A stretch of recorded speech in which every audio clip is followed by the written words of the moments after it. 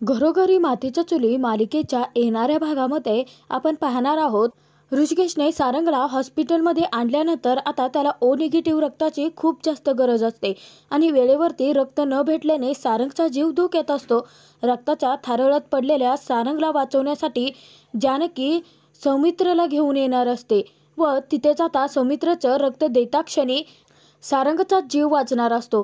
जानकीचे हे सगळे काही उपकार लक्षात घेता सुमित्राचे खाडकन डोळे उघडणार असतात व तिथेच आता सुमित्रा हात जोडून जानकीची माफी मागणार असते की सारंगचा अपघात झाल्यापासून ते सारंग सुखरूप आता संकटातून बाहेर पडेपर्यंत जानकी ऋषिकेश या दोघांनाही दुजाभावाची वागणूक सुमित्राने दिलेली असते. त्याचा तिला खूप मोठा पश्चाताप होणार असतो व शेवटी आता जानकी जिंकून ऐश्वर्या सगळ्यांसमोर चांगली तोंडावरती पडणार असते. कारण सगळेजण आता तिथे जानकी ऋषिकेशचा उदो करणार असतात व ऐश्वर्याचा रणदिवे कुटुंबामध्ये फूट पाडण्याचा प्लॅन आता फुस होणार असतो. तर ऐनवेळी आता जानकी सौमित्र पाशी कशी पोहोचणार व सौमित्रने रक्त देता क्षणी सारंग सुखरूप वाचला आहे हे लक्षात येता सुमित्रा हात जोडून ऋषिकेश जानकीची माफी कशी मागणार व या सगळ्यांमध्ये जानकी ऋषिकेश मिळून रणदिवे कुटुंबांना परत एकत्र कसे घेऊन येणार हे आपण या व्हिडिओमध्ये पाहणार आहोत. तर व्हिडिओ शेवटपर्यंत नक्की बघा. सारंग सुखरूप घरी परत यावा यासाठी जानकीने देवाचे धावा केलेला असतो व सारंगसाठी देवाकडे प्रार्थनाही केलेली असते. जानकीच्या हाकेला धाव घेत देवाने ऋषिकेश सारंगची अखेरात भेट घडवलेली असते. तर ऋषिकेशने डॉक्टरांना सांगितलेलं असते की हा माझा भाऊ सारंगचा आहे आणि सारंगला पाहिल्यानंतर ऋषिकेश खूप खुश झालेला असतो. त्यानंतर हीच आनंदाची बातमी ऋषिकेशने फोन करून पटकन आता जानकीला दिलेली असते. तेव्हा आता जानकी ही खूप खुश होते. तर ऋषिकेशला आता जानकी सांगते की सारंग भाऊजी कसे आहेत, प्लीज त्यांच्याकडे फोन देता का, मला बोलायचं आहे. तेव्हा आता ऋषिकेश सांगतो की नाही जानकी, तू सध्या तरी त्याच्याशी काहीच बोलू शकत नाहीये. म्हणजे सारंग बेशुद्ध आहे, त्याच्या डोक्याला खूप जास्त मार लागला आहे आणि रक्तस्राव तो सुद्धा खूप जास्त झाला आहे. तेव्हा आता जानकीला खूप मोठा धक्काच बसतो. जानकी आता रडायला लागते. तेव्हा ऋषिकेश सांगतो की जानकी, अगं अशी हिंमत हरून नाही चालणार आहे. शेवटी आईची पुण्याई आणि तुझी प्रार्थना फळाला आली आहे. आपला सारंग आपल्याला भेटला आहे ना, आणि डॉक्टरांनी सुद्धा मला सांगितलं आहे की सारंगला काहीच नाही होणार आहे. वेळेवरती त्याच्यावरती उपचार व्हायला सुरुवात होईल आणि तू घरच्या सगळ्यांना ही आनंदाची बातमी दे. मी तोपर्यंत सारंगला हॉस्पिटलमध्ये घेऊन येतोय. इथे ना काही फॅसिलिटीज उपलब्ध नाही आहेत, त्यामुळे. तेव्हा आता जानकी सांगते की हे बघा, मी खरं तर ना सारंग भाऊजी बेशुद्ध आहेत ही गोष्ट कोणाला जास्त तर सांगणार नाही म्हणजे सगळेजण खूप जास्त काळजी करत बसतील ना. मी फक्त एवढंच सांगते त्यांना की सारंग भाऊजी सुखरूप आहेत आणि तुम्हाला भेटले आहेत. थोडंफार त्यांना लागलं आहे आणि त्यांच्यावरती उपचार होतील.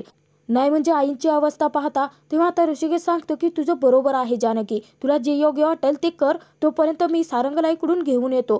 तर जानकी त्यानंतर बाहेर पळत जाते आणि सगळ्यांना जोरजोराच्या हाका मारायला लागते. सगळेजण बाहेर येतात. तेव्हा आता नाना तिथे विचारतात की जानकी काय झालं ग. तेव्हा आता जानकी सर्वांना आनंदाची बातमी देत म्हणते की नाना, अहो सारंग भाऊजी ऋषिकेशला सापडले आहेत. सगळेजण आता खूप खुश झालेले असतात, परंतु ऐश्वर्याचा चेहरा मात्र पडलेला असतो. कारण ऐश्वर्या सारंगच्या मरणाची वाट बघत असते. सगळ्यांसोबत नाटकीपणाने वागून सगळ्यांनाच तिच्या नाटकाला भुललेले असतात.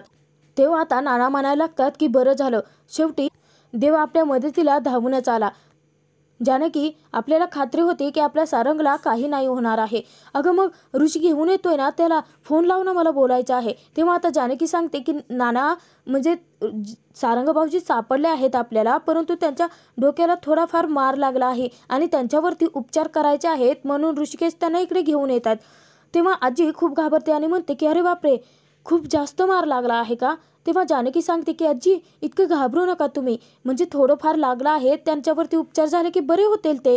आपण सगळेजण हॉस्पिटलमध्ये जाऊयात. आजी तुम्ही एक काम करता का, तुम्ही ना इथे आईंसोबत राहा आणि आईंना खूप जास्त सांगू नका की सारंग भाऊजींना लागलं वगैरे आहे ते. तुम्ही फक्त एवढंच सांगा की सारंग भाऊजींना ऋषिकेश घेऊन येत आहेत म्हणून. तेव्हा आता आजी सांगते की हो ग जानकी, आता सारंगच्या बातमीने सुमित्रा बघ कशी ठणठणीत बरी होईल. त्यानंतर सगळेजण हॉस्पिटलमध्ये पोहोचलेले असतात. तोपर्यंत ऋषीने सारंगला हॉस्पिटलमध्ये ॲडमिट केलेलं असतं. सारंगवरती पटापट आता उपचाराला सुरुवात झालेली असते. तर डॉक्टर अचानकपणे आता बाहेर येतात आणि डॉक्टर ऋषिकेश रणदिवे सगळ्यांना सांगायला लागतात की एक खूप मोठा प्रॉब्लेम आला आहे. तेव्हा सगळेच जण खूप घाबरतात. तिथे डॉक्टर सांगतात की तुमचे पेशंट सारंग यांच्या डोक्याला जबरदस्त मार लागला आहे आणि रक्तस्राव सुद्धा खूप जास्त गेला आहे. त्यामुळे त्यांना इमिडिएटली रक्ताची गरज आहे. तेव्हा ऋषिकेश सांगतो की रक्ताची गरज आहे का, मग तुम्ही पटकन घ्या ना. तेव्हा आता डॉक्टर सांगतात की 1 मिनिट, मला सांगा की तुमच्यापैकी कोणाचा ब्लड ग्रुप ओ निगेटिव्ह आहे. तेव्हा आता सगळेच जण डॉक्टरकडे पाहतच राहतात. तर ऋषी, शरू, ऐश्वर्या सगळेच जण सांगायला लागतात की नाही, आमच्यापैकी कोणाचा ब्लड ग्रुप ओ निगेटिव्ह नाही आहे. तेव्हा आता ऋषिकेश रडायला लागतो आणि तो म्हणायला लागतो की सारंग एवढ्या परिस्थितीतून आपल्याला सापडला आणि हे. तेव्हा आता जानकी सांगते की ऋषिकेश, तुम्ही अजिबात काळजी करू नका, आपण काहीतरी व्यवस्था करूयात. आणि डॉक्टरसुद्धा आता ऋषिकेशला धीर देत सांगतात की तुम्ही काळजी करू नका. अहो, आमच्या हॉस्पिटलमध्ये जरी आता रक्त उपलब्ध नसतं ओ निगेटिव्हचं, तरी आपण इतर शेजारच्या हॉस्पिटलला वगैरे पाहूयात ना. आपण सगळीकडे चौकशी करूयात, ओ निगेटिव्ह ब्लड ग्रुप आपल्याला नक्की मिळेल. तेव्हा आता नाटकी ऐश्वर्या रडण्याचं नाटक करत म्हणायला लागते की एकतर सारंग एवढ्या संकटातून सुखरूपपणे इथपर्यंत पोहोचले आहेत आपल्यापाशी, आणि आता हे काय नवीन प्रॉब्लेम येऊन बसला आहे. तेव्हा शरू तिला सांगायला लागते की अगं ऐश्वर्या, रडू नकोस ना तू, हे बघ सारंगला काहीच नाही होणार आहे. तेव्हा आता जानकीच्या डोक्यात ट्यूब पेटते आणि जानकी विचार करायला लागते की सौमित्र भाऊजी, या घरात सौमित्र भाऊजी एकमेव अशी व्यक्तिमत्व आहे की ज्याचं ब्लड ग्रुप ओ निगेटिव्ह आहे आणि ते सारंगशी मॅच होऊ शकतं. तेव्हा आता जानकी कशाचाही विचार न करता ताबडतोब तिथून निघूनच जाते. तर सगळेच जण आता सारंगच्या खूप काळजीत असतात.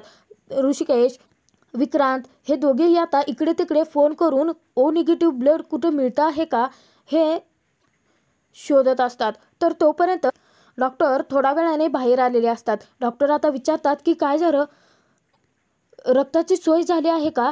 नाही म्हणजे त्यांची तब्येत खरंच खूप बिघडत चालली आहे, आपल्याला लवकरात लवकर काहीतरी करावं लागेल, नाहीतर पेशंटच्या जीवाला धोका निर्माण होऊ शकतो. तेव्हा ऋषिकेश सांगतो की नाही डॉक्टर, सारंगला काहीच नाही होणार आहे, आम्ही सगळेच जण शोध घेत आहोत, आम्ही इकडे तिकडे चौकशी करत आहोत. इतक्यात आता जानकी पाठीमागून सांगते की ओ निगेटिव्ह ब्लड ग्रुप असणारं व्यक्तिमत्व आला आहे.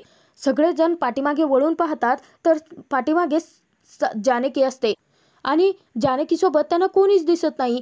तेव्हा आता ऋषिकेश जानकीला विचारतो की जानकी, अगं मग रक्त कुठे आहे. तर पाठीमागून लगेच सौमित्र पुढे येतो आणि तो सांगतो की माझं ब्लड ग्रुप ओ निगेटिव्ह आहे, माझं रक्त सारंगच्या उपयोगाला येऊ शकतं. तेव्हा आता सौमित्र आला आहे, आपल्या भावाच्या मदतीला धावून आला आहे. हे पाहता ऋषिकेश, शरू पटकन जाऊन आता सौमित्रला घट्ट मिठी मारतात. तर डॉक्टर तिथे सौमित्राला सांगतात की चला पटकन, आम्हाला तुमचं रक्त घ्यावून लगेचच सारंगला चढवावं लागेल. तर सौमित्र पटकन आता आतमध्ये जातो. सगळेच जण बाहेर सारंग या सगळ्या संकटातून सुखरूप बाहेर यावा यासाठी प्रार्थना करत असतात. सौमित्राने सारंगला रक्त दिलेलं असतं. त्यानंतर सगळेजण आता डॉक्टरांच्या निर्णयाची वाट पाहत असतात. इतक्यात आता डॉक्टर बाहेर येतात आणि सर्व रणदिवे परिवाराला आनंदाची बातमी देत सांगतात की तुमचा पेशंट आता संकटातून बाहेर आला आहे. सगळेच जण खूप खुश झालेले असतात. डॉक्टर सांगतात की आता त्यांच्यावरती उपचार झाले आहेत ना, लवकरात लवकर ते रिकवरही होतील. तेव्हा ऋषिकेश, जानकी आता देवापुढे हात जोडायला लागतात.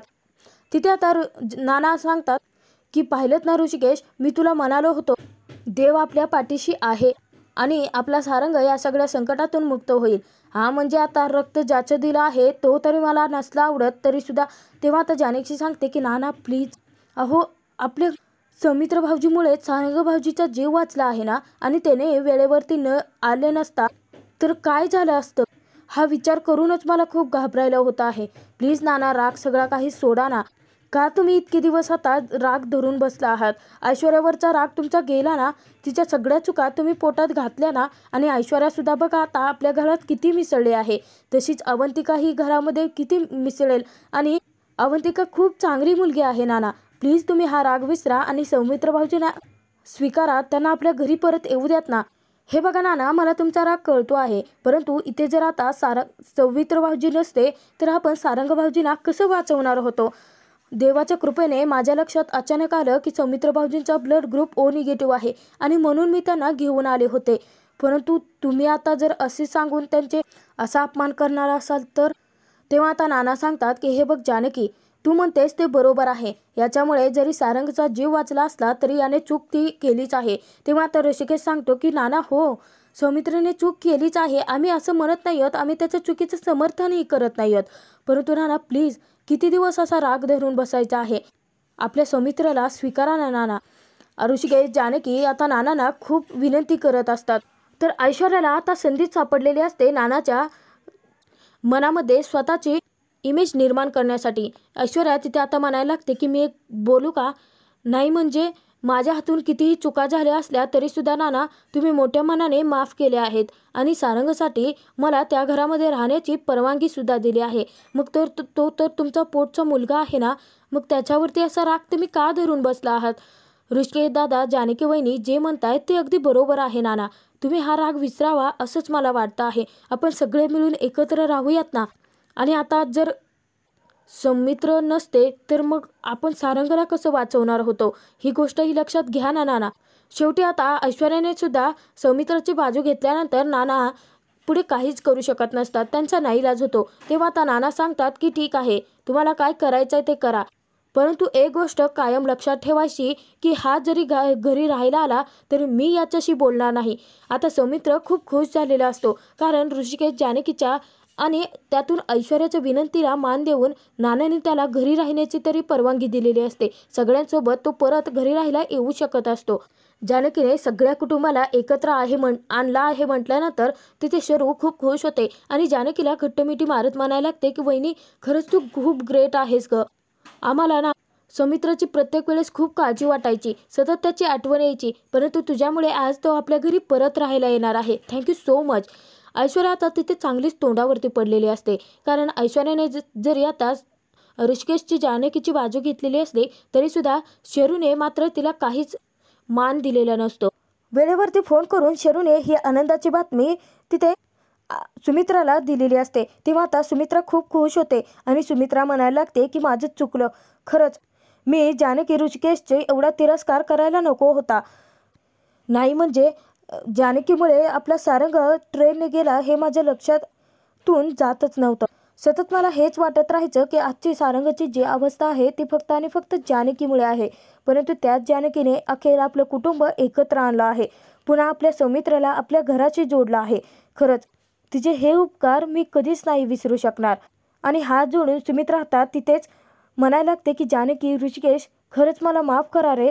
मी आता ऐश्वर्या या सगळ्यांचं बोलणं ऐकून किती वाहवत गेले माझं मलाच नाही कळालं. अखेर आता जानकी ऋषिकेशने सगळ्या कुटुंबाला एकत्र आणलेलं असतं व स्वतःची चूक लक्षात येतात सुमित्राचे खाडकन डोळे उघडलेले असतात व आतापर्यंत आजी आणि ऐश्वर्या या दोघींनी मिळून केलेला डाव सगळा काही फ्लॉप झालेला असतो.